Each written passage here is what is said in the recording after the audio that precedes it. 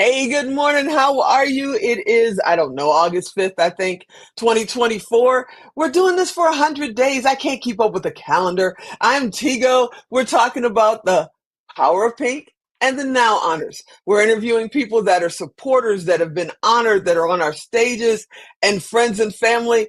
And almost everybody who's been on this stage so far are all of the above, including my buddy, my pal, my friend, the woman who knows everything about the 4 R's. Marissa's here. Where are you?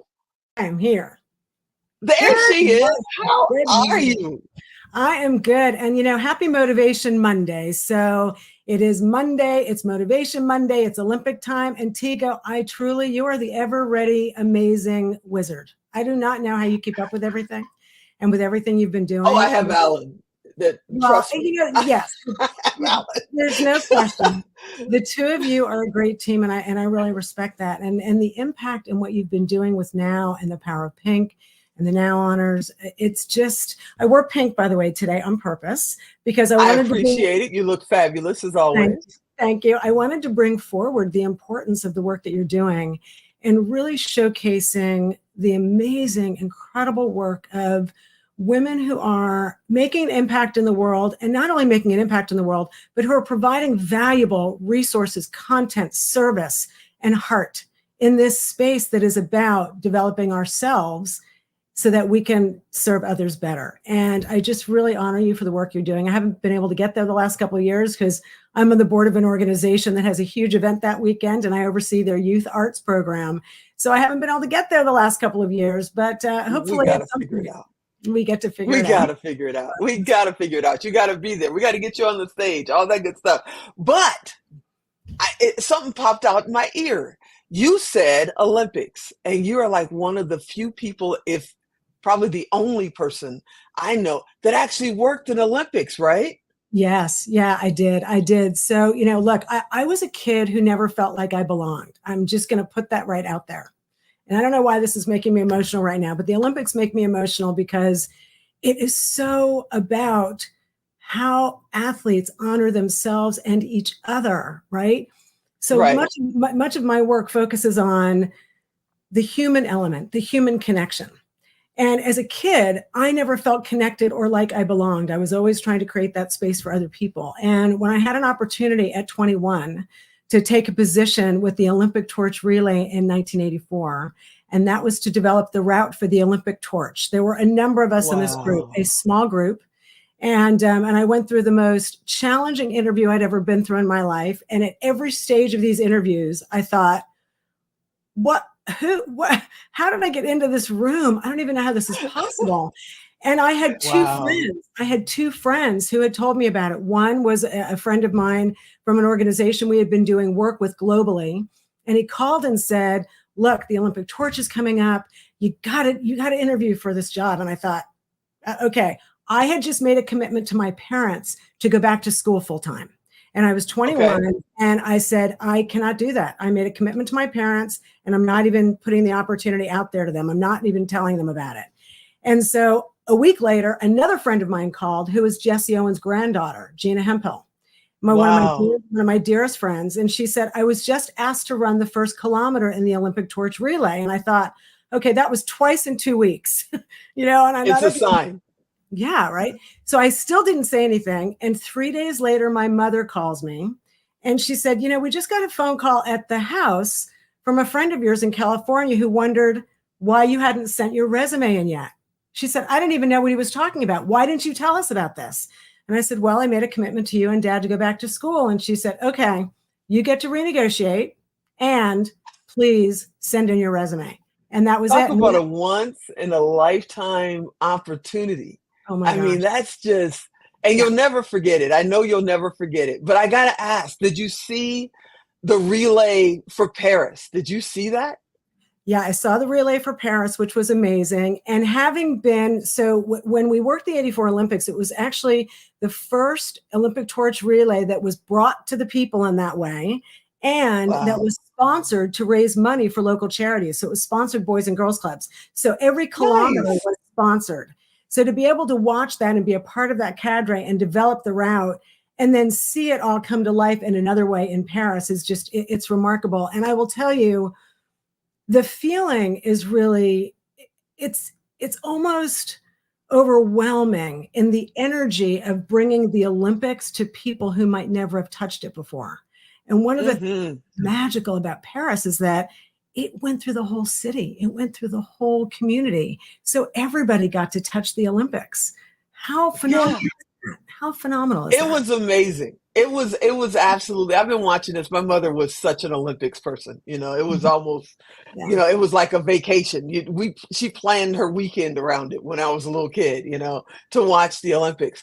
And it was amazing. And then at the end of it, you know, they light this hot air balloon, and I'm sitting here going, great, they're going to blow up the whole skyline because they're lighting this hot air balloon. But it was the most beautiful thing. And I feel so bad for LA because y'all got work to do. How are you going to top, you know, what happened in Paris? It's like, Yeah. wow. Yeah. You know, wow.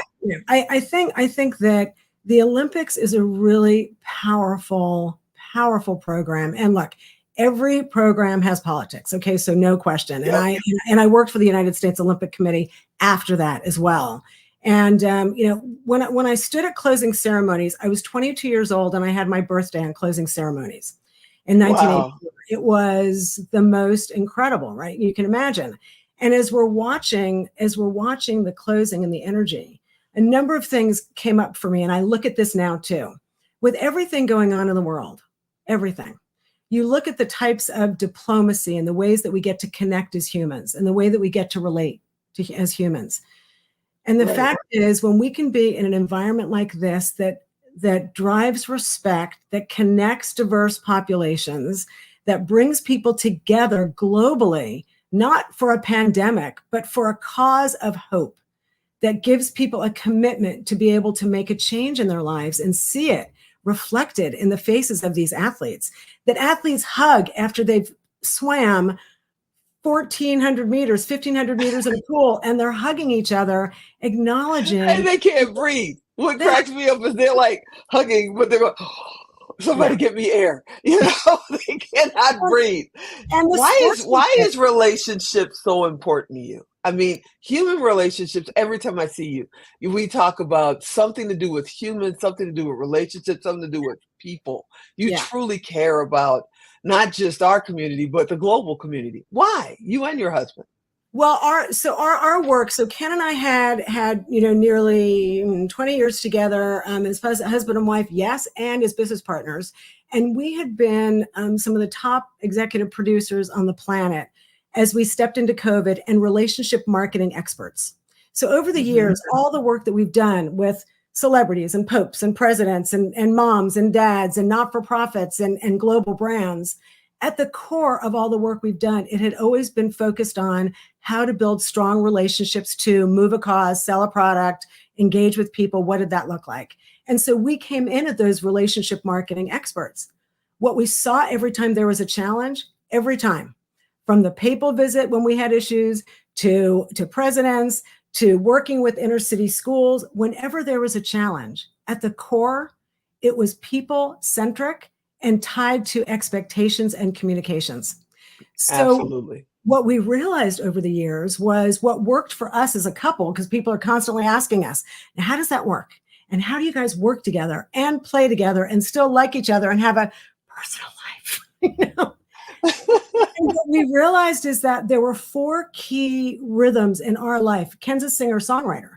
So the rhythm, we have to choose every day what our rhythm is, how we're treating other people all day long, which reflects back to us how other people will treat us, right? So at the core of everything, we are immersed in relationships 24/7.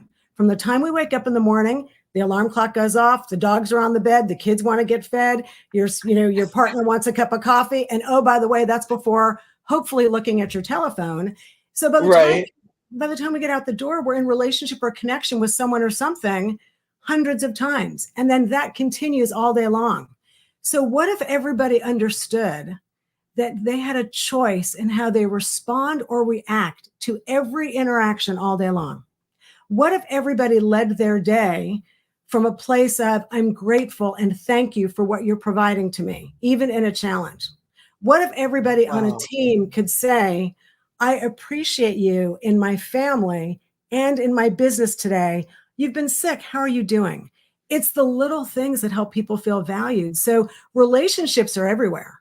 The choices we make every day impact those relationships. And so when we look at Olympians and what's going on in the world politically, respect, responsibility, reframing, and resilience are at the core of all of our relationships that make them work or not. Respect, responsibility, reframing, and resilience. And those four, we call them the R factor relationship rhythms, because those four we knew that worked for Ken and I. As we started to do all this work over the years, we recognized, in fact, by anecdotally really surveying our clients and friends, that these were the Right. same four that worked for them as well. And I so gotta then, ask you. Because if I get away, you know me, I'm gonna forget. So I gotta ask you. You said you choose your rhythm. I'm wondering because most people, life is what happens to them. It's not what they've chosen. It's not the path they wanted. That's their biggest complaint. You know, my mother used to say, life's what happens when you're making other plans. And it's like, so how? How do you choose your rhythm when things are coming at you from the moment you wake up? Heck, before you even wake up, stuff is flying past you. From the moment you open those eyeballs to the moment you close them at night, things are coming at you and you feel like anything you had planned, anything choices you wanted to make, life had another choice for me. And you're talking about choosing your rhythm. How? How do I choose my rhythm in a day like today? so I love that you asked that, because for me, over the last few days, I've had a lot of emotional things happening. I lost a very dear friend, and we have a lot of things kind of just that we're navigating in our family. And I think you said something, Tigo, that's really important, just stepping into this segment of this question, and that was Mhm. when life is happening to you. Right. Okay, that language. And so, right, as a business leadership and relational leadership coach, so our work focuses on relational leadership, human connection. And here's why. When we wake up in the morning and we have everything weighted on us, that is a perspective. That's our mindset. If we Mhm. look at everything, if we wake up in the morning and we say, you know what? I woke up this morning. I am grateful for that. So we have a choice at the beginning of our day to wake up in a space of, I know things are crazy, and I've been able to wake up this morning with a new day and a new opportunity. So, number one, and when things are coming at us all day, when we come back to gratitude and we can ground in, things are crazy right now, and I still have an opportunity to shift it, change it, move it, right? So, yes, things come at us all day, but we are not victims. The choice we make to respond to what's happening to us, there's always going to be something popping up. I call it whack-a-mole. You remember the old festivals, the whack, Yeah. Think, think, think, think. Yeah, right? definitely. Exactly. And all day long, this is what happens. And this is what happens. And I think I'm emotional right now because it has taken me my choice during the day. So when I woke up this morning and I did my meditation, if that's for you, prayer, whatever that is, having a ritual every morning, some type of a routine to start your day that grounds you, not in letting everybody tug at you and pull you away from the bed, but your Yeah. bedtime is sacred.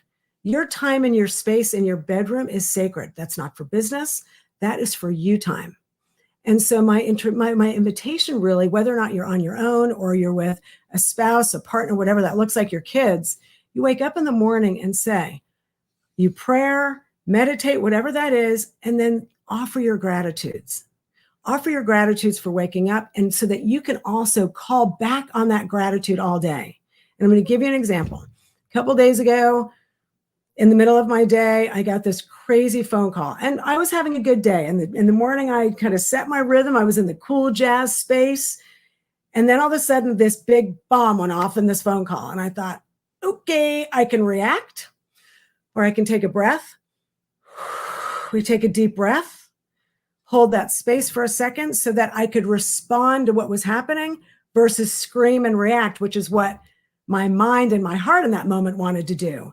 But I Right. consciously stopped myself to say, okay, I'm going to take a breath here. Even in a car accident, when we're having a car accident, that also, it's the same thing. A car accident, we're reacting to take care of something, but the response is how we handle what is happening in that moment. And that's where we have a choice. And that's part of learning how to really shift your transformation, your skills, your tools, etc. And it's why we talk a lot about these 4 R's, because each of them is about being present and communicating clearly, working on yourself, being conscious in your leadership. These are all ways that we can actually keep our day moving in the rhythms we choose, and that our relationships at home and work are prosperous, they're thriving, and they're rising. And that's what leadership is all about. You mentioned gratitude a couple of times, and I was blessed to have somebody in my corner, a few somebodies in my corner, to teach me about gratitude journals and about starting your day with gratitude. A lot of people don't know or don't remember, one of the two, how to start their day in a moment of gratitude. Can you share how you start your day in a Yeah. moment of gratitude? Would you mind that? No, I would happily. So I'm married, so Ken and I do this together. It also offers a really great opportunity at work, at home individually, or at home with your spouse or family. So we get up and we do about, 20 minutes usually of meditation. We say good morning first. And if you're on your own, you say good morning in the mirror, whatever that is. Do not look at your phone first. Good morning, whatever that grounding is for you, meditation or prayer. And when you come out of that, allow whatever space you're feeling, and then look at yourself in the mirror or look at your spouse or look at your team and say, today I am grateful for. That could be waking up. That could be, I know I have a challenging day ahead and I'm grateful that I have a team around me to be able to move it forward. That could be a child. Today I'm grateful for my child has their first dentist appointment, whatever that looks like for you. And after Right. that moment, and you hold that gratitude close all day long, you hold that feeling. Sometimes it slips away. You can always call it back up. So in the middle of your day, if things are crazy, wait, what was I grateful for this morning? I'm going to take a breath. What was I grateful for? Okay, I get to be grateful. And it's really about teaching yourself how to do it. And we have a free gratitude practice guide that people can download from our website that has been downloaded thousands of times. And with that and the R Factor book, we've got schools using it, corporations using it. It's so much fun, and it's an easy way to do it. And it just talks about very simply acknowledging. And that's all gratitude is. It's an acknowledgement first of yourself, because I think we forget that we get to acknowledge and respect ourselves first, and then Right. we can be that for other people. So it's very simplistic, and it's not something you don't have to write it down. You be in the feeling. What does that feel like? How do I get to call that feeling up all day? And when you start and end your day with it, you know the feeling. So that's evidence you can pull forward and keep calling it up. What's your web address so they can go? Because they're going to call me. Where do we get the guide? What do we do? So Okay. what is it? And it's also on screen. So it's Segal, Segal, leadershipglobal.com. You can also pop me Okay. an email there if you want. And there, if you go to our website, pop in your email, you can download our gratitude practice guide. And our book is also available there as well, The R Factor. Like I said, we see each other all over the country, and I'm sure we'll see each other all over the world. But every time I see you, you come from a point of service. If somebody might need something, or did you eat? You'll come into the studio. Did you eat? Have you had water? And I'm like, good morning. How are you? You come from a point of service, but you were just acknowledged. You and your husband were just acknowledged. Presidential Lifetime Achievement. Want to share a little bit about that? Yeah, I mean, the truth is, it was just astonishing and an incredible gift. And, look, none of us step into service with a servant heart because we're going to be Mhm. rewarded for it at some point. That's not why we do it. And when we were asked to actually go back from our youth into our adulthood and to write down our volunteer hours, it was the most humbling, incredible experience, because as I wrote them down, I relived every moment of the people I got to meet, the people I got to serve, how I learned and gained from them. I got to reconnect with some of them.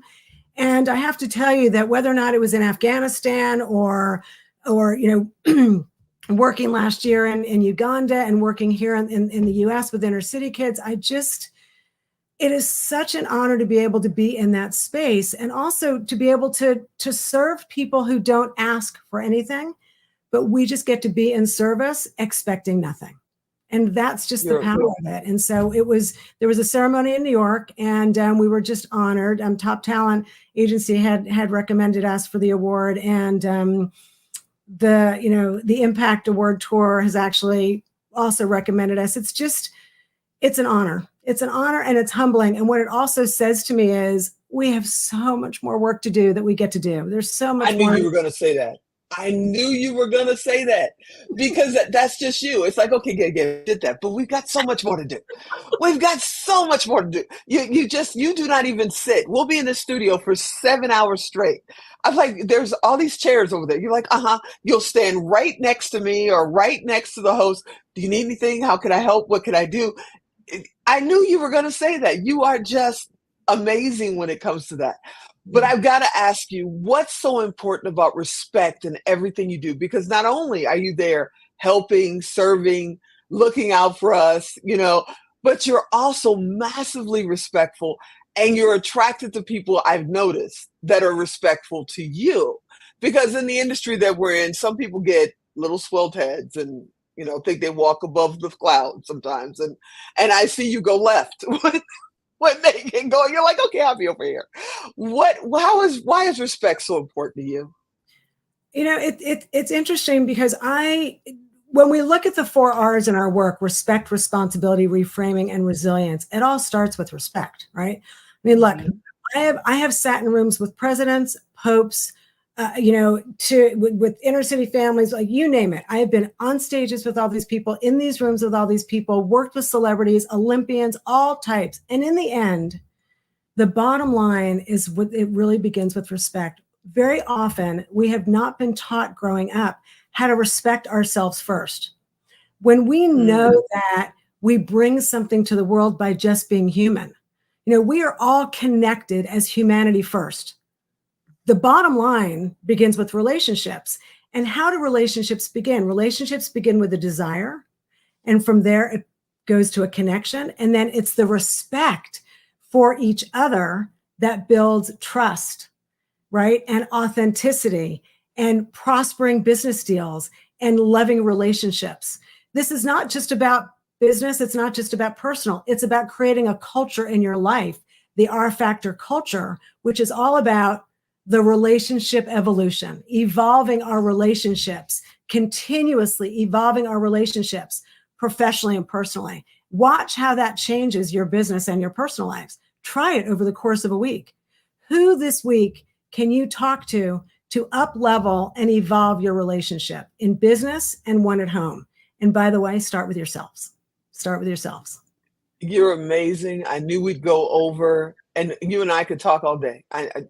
We can talk all day. You're an award-winning, you and your husband are both award-winning authors. You're amazing speakers. You're trainers. What's next for you? What's coming up next before I let you get out of the hot seat? So what's next is really where we are, and that is really focusing on this global relationship evolution. Our focus is on relational and conscious leadership. All the ways that we connect, evolving human skills, soft skills, people skills into power tools, because in the end, we know that people power our profits. The human connection is what's going to continue to drive. People are afraid of AI. Don't be afraid of AI. It just gets to be one more great tool. So the relationship evolution is where we get to go. Let's evolve our relationships one at a time to build a better world, to build stronger business, and to build stronger relationships and romances at home. I thank you so much for coming and hanging out with me.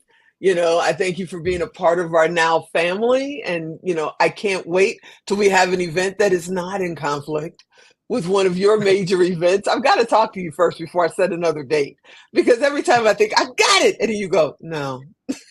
Sorry. I can't make that one either. Sorry. You are the absolute best. It's an honor, right? You are the absolute best. Yeah, We get yeah. We'll we get make it happen. Heck, you and I get together, we'll create something new, and then we know it'll happen. exactly, exactly. Tigo, I honor you and all the work you're doing and all the amazing women and friends and others who have been on your stages and who continue to be honored. And I'm in your circle, and you know how much I just love and just respect everything you're up to. And anything you're doing, I'm always a yes. So is Ken. I appreciate it. Hug Ken for me, please. Please hug him. Well, Actually, what I he will. should do is he should go and schedule and come on and do his interview in September, because we never get to do this. You and I get to do it all the time, but I never get to hang out with Ken. That would be awesome. No, that would be great. I didn't know you were taking men as well. So yeah, I would definitely do Oh, that. absolutely. And yeah, we'll Aaron do this. Swanson was just on the other day. Yeah, I just Well, I wanted to saw have our that's one-on-one what I time. mean. Yeah, I love it. I love it. absolutely. Okay, Yeah, yeah. but I would love to have one-on-one time with him, because he's an amazing guy, and and he's doing his music and everything that you guys are doing. So absolutely. After we're done with this, I'll send you the link, and if he's interested, I would love to have him on next month. That would be Yeah, fantastic. I'm sure he'd love it. I'm sure he'd love it. We'll Awesome. see you Thank in you so September. much for hanging out with me today. Thank you for the invite, my friend. You're welcome. All right, everybody. Yes, we went a little long, but it's Maris. We had to talk. That's just how it goes. I hope you enjoyed this episode. If you didn't write down her web address, go to Tigo Direct, type in her name. She's coming up. You could probably type in respect and she'll come up. Just reach out to her. Say, hey, I saw you on the 100-day challenge. I want to find out more, and she will definitely help you and help you share your message. Okay.